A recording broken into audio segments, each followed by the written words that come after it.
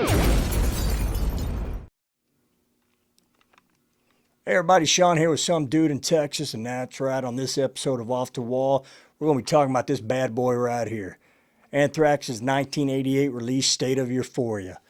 Man, I tell you, this is one of probably, if not my favorite, tied for my favorite of Anthrax album, man. This is the album that really got me into the band. It was 1988, 89, man, they were all over MTV. They had the video for Antisocial and Who Cares Wins. And they were just, very, very popular, popping up everywhere. I know a lot of people like Among the Living, but like I said, I think this kind of got a special spot in my heart there. It brings back a lot of memories, watching videos on Headbangers Ball, and then even on when they had that dial-up, countdown. Antisocial was always, in the top five, during that time. And like I said, great album. I think it's often overlooked, this one and Persistence of Time. I think most people, prefer Among the Living. But, man, I love this album. Just great songs. Every song on here is awesome. The A-sides, Be All, End All.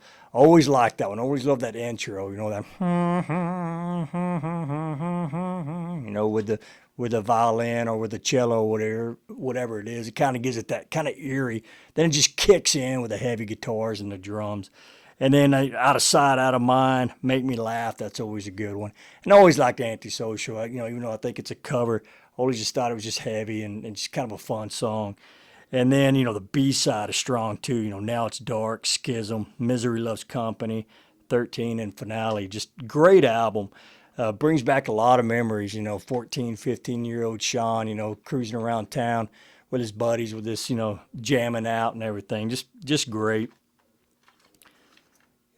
Still, this copy actually, pretty good shape. Check out the inside real quick.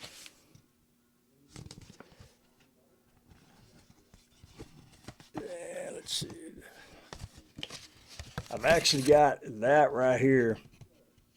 I've got the kind of the promo poster from 1988. I got it on my wall.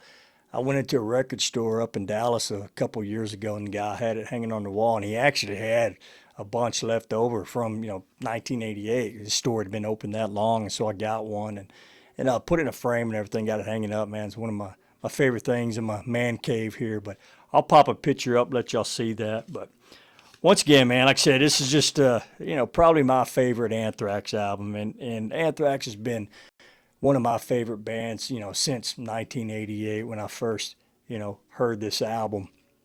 And fortunately, I have seen them a couple times.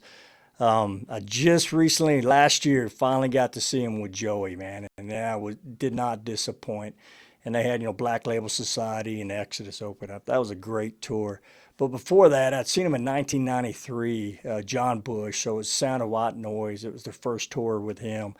And, man, that was a great show, man. I kind of saw them in a kind of a small to medium-sized club, and they actually had Rob Halford's Fight open up, man. But that's a story for another day. And then I saw them a couple years after that, and it was probably the Stomp 442 tour.